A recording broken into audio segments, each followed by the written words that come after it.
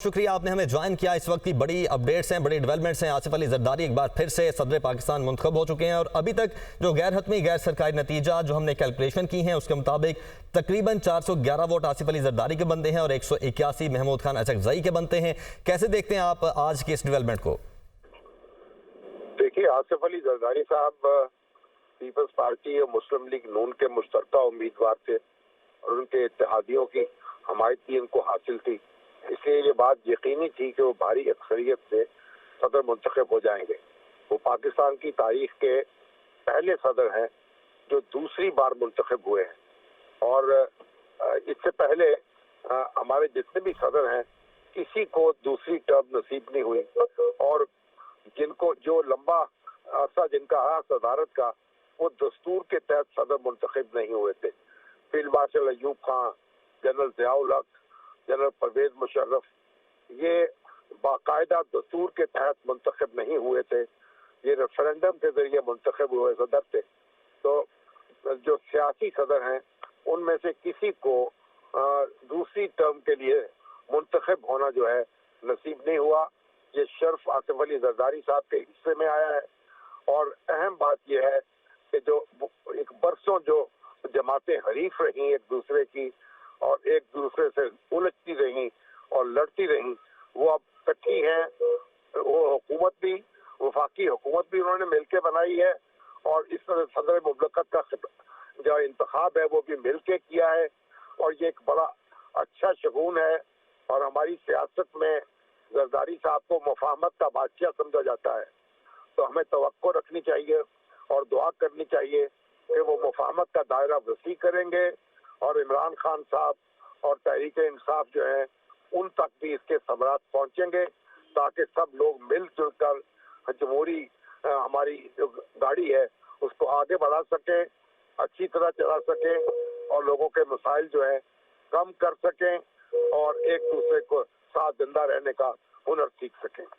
ठीक है शम्स साहब, जो साबिक सदर हैं सदर आरिफ अलवी, अभी तो बाकायदा तौर पर जब ये आसिफ अली जरदारी साहब हल्फ लेंगे उसके बाद हम कह सकेंगे आसिफ अली जरदारी साहब सदर मुमलिकत मुंतखब हो चुके हैं, लेकिन उन पर जो जमातें थी बहुत सारी पिछले दिनों जो पीडीएम की हुकूमत थी उसमें इत्तेहादी जमातों की जानिब से तनकीद भी की जाती थी कि उनका टिल्ट एक जमात की जानिब है। तो आपको जो आसिफ अली जरदारी हैं वो आने वाले वक्त में किस तरह के सदर जो हैं वो साबित होते हुए दिखाई दे रहे हैं? देखिए, आसिफ अली जरदारी वो शख्सियत है कि जब वो सदर पाकिस्तान थे तो उन्होंने सदर के इख्तियारात जो हैं उनसे दस्तबरदारी इख्तियार कर ली। उनकी कोशिशों की वजह से 18वीं तरमीम मंजूर हुई जिसमें सदर का असम्बली तहलील करने का इख्तियार खत्म किया गया और सदर के इख्तियारात जो हैं वो वजीर आजम को और पार्लियामेंट को दे दिए गए। तो आसिफ अली जरदारी की जो ताकत है वो दस्तूरी ताकत नहीं होगी, सियासी ताकत होगी। और इस वक्त उनकी जो पीपल्स पार्टी है वो एक, आप देखिए, बुनियादी किरदार है उसका हुकूमत साजी में और उसकी ताईज ही की बदौलत हुकूमत अपने तौर पर खड़ी रहेगी।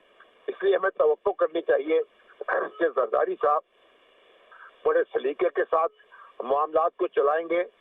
जनाब डॉक्टर आरिफ अलवी जो थे वो एक निस्बतन जवान थे, उनका तजर्बा सियासत में जरदारी साहब से कम था और फिर उनकी कमिटमेंट भी जाहिर अपनी पार्टी के साथ बहुत ज्यादा थी।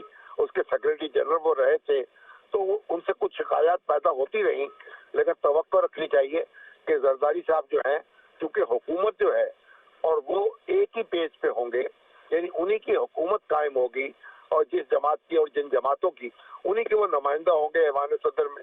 तो इसलिए बड़े अच्छे तरीके से मामलात चलाए जाएंगे और पाकिस्तान में सियासी इस्तेहकाम जो है वो जो है उसके लिए कोशिश की जाएगी और हमें उनसे यही तवक्को कायम रखनी चाहिए।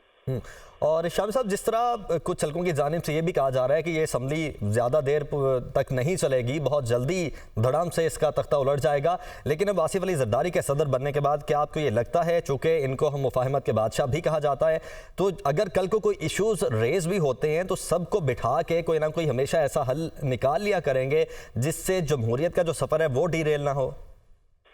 देखिए, अहम बात यह है कि इस वक्त PTI जो है या सुन्नी इत्तेहाद काउंसिल जो है या यूं कहिए जो इमरान खान साहब जो हैं उनके साथ और हुकूमती जमातों के दरमियान फासला है। और जरूरत इस बात की है कि उनके दरमियान भी बर्फ पिघले। और अभी जो पीटीआई के बाज रहनुमा जो इस तरफ इशारा कर रहे हैं, शेख अब्दुल मरवत साहब ने ये कहा है कि वो चाहते हैं कि तमाम सियासी स्टेक होल्डर्स जो हैं वो इकट्ठे मिलके बैठे और पाकिस्तान के जमहूरी मुस्तकबिल को मुस्तहकम बनाएं।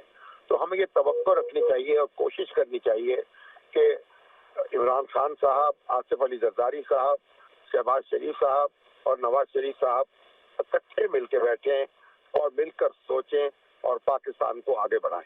ठीक। और शामी साहब, जिस तरह अभी कुछ हल्कों की जानिब से इस हुकूमत को पीडीएम 2.0 कहा जाता है, तो चूंकि पीडीएम 1 में जो सदर थे वो पाकिस्तान तहरीक इंसाफ के सदर थे, लेकिन इस दफ़ा जो सदर हैं वो भी पाकिस्तान पीपल्स पार्टी के अपने सदर होने जा रहे हैं। तो अगर हम इस बात को भी एक्सेप्ट कर लें कि पीडीएम 2.0 है, तो पीडीएम 1 और पीडीएम 2.0 की कारकर्दगी कितनी आपको डिफरेंट लगती है? बहुत मुख्तलिफ होगी। वो हुकूमत जो है, सदर साहब जो है एक दूसरी जमात से ताल्लुक रखते थे, फिर उसके इंतखाबात की तलवार उसके सर पर लटक रही थी और वो एक आर्जी हुकूमत थी।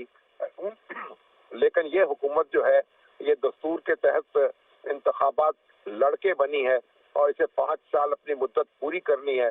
और अगर ये दानाई के साथ और फरासत के साथ काम करेगी तो यकीनन अपनी मुद्दत पूरी कर सकेगी। लेकिन जो तकाजा है हालात का वो ये है कि अपोजिशन जो है उसको भी तस्लीम किया जाए, अपोजिशन हुकूमत को तस्लीम करे, हुकूमत अपोजिशन को तस्लीम करे। जो इमरान खान साहब की शिकायत हैं उन पर गौर किया जाए, उनका अजाला किया जाए और जो तहरीक इंसाफ के लोग जो हैं जेलों में हैं और उनकी रिहाई की कोई तदबीर की जाए। तो ये सारे इकदाम करने पड़ेंगे, तभी हम हालात को पुरअमन रख सकेंगे और हमवार रख सकेंगे।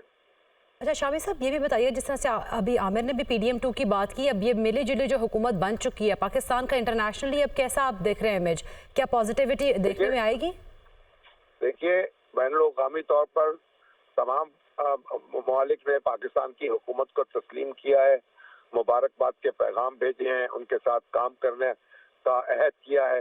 चाइना की तरफ से भी, बरतानिया की तरफ से भी और मुस्लिम ममालिक की तरफ से भी सबसे मुबारकबाद के पैगामात मौसूल हुए हैं और सब हमारे दोस्तों ने इस हुकूमत का खैर मकदम किया है और तवक्को जाहिर किया है कि पाकिस्तान के मसाइल इस हुकूमत के साथ मिलकर हल किए जा सकेंगे। तो इसलिए हमें खारजी महाज पर भी, और आप देखिए अभी IMF जो है उसने भी जो PTI की तरफ से चिट्ठी लिखी गई थी उस चिट्ठी को एक तरह से मुस्तरद कर दिया है, कहा है कि हम इन मामलात में नहीं पढ़ना चाहते। तो एक बैनुल-अक़वामी तौर पर तो मौजूदा हुकूमत को रिकॉग्नाइज किया जा रहा है और उसकी साख जो है इस लिहाज से वो जम रही है। और मगर बुनियादी बात यह है कि हम अंदरूने मुल्क भी अपने मामलात को दुरुस्त करें, यहाँ के आपस के झगड़े जो हैं उनको कम करें, आपस के तनाज़ात जो हैं उनको ख़त्म करें और सब मिलजुल कर एक पाकिस्तानी के तौर पर एक कदम से कदम मिलाकर आगे बढ़ें और पाकिस्तान के लोगों की मुश्किलात जो हैं उनको कम करें, उनके लिए आसानियाँ फराहम करें। ठीक है शम साहब, साथ ही एक इस चीज़ पर भी रोशनी डालिएगा कि शायद इस वक्त जो सबसे बड़ा चैलेंज होगा इन तमाम इत्तेहादी जमातों के लिए वो सुन्नी इत्तेहाद काउंसिल ही होगी, क्योंकि अगर बाकी कोई 2-3 छोटी जमातें एहतजाज भी करेंगी आने वाले दिनों में तो वो इतना मुतासिर नहीं इनको कर पाएंगी जितना सुन्नी इत्तेहाद काउंसिल। तो अब आप समझते हैं कि इनकी पहली तरजीह ये होगी कि सुन्नी इत्तेहाद काउंसिल के साथ किसी इस तरीके से बैठा जाए या बात की जाए कि आने वाला जो अमल है, जितने भी मामलात मुल्की मसाइल हैं उनसे डील करना है वो तवातुर से और स्मूथली चल सके।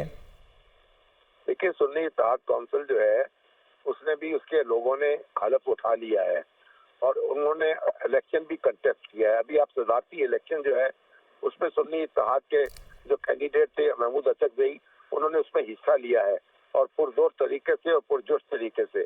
और इसी तरीके से तमाम सूबों में भी वो लोग मौजूद हैं, असम्बलियों में मौजूद हैं। KPK में उनकी हुकूमत कायम हो चुकी है, पंजाब में हिज़्ब इख्तिलाफ की क़यादत उनके पास आएगी, मरकज़ में हिज़्ब इख्तिलाफ की क़यादत उनके पास आएगी। तो अमली तौर पर उन्होंने सिस्टम के अंदर काम करना जो है उसका ऐलान कर दिया है और ये खुशगवार पेशकदमी है और हमें तवक्को रखनी चाहिए कि वो इसी पर साबित कदम रहेंगे और ना अपने लिए मुश्किलात पैदा करेंगे और ना सिस्टम के लिए मुश्किलात पैदा करने की कोशिश करेंगे।